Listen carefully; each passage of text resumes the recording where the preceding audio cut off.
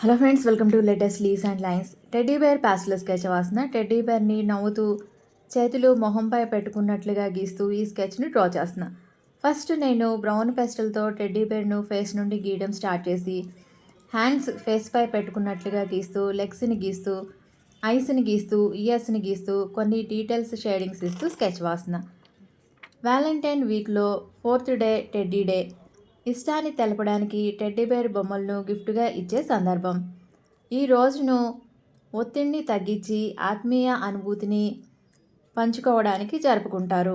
ముఖ్యంగా girls teddy బేర్ను బాగా ఇష్టపడతారు.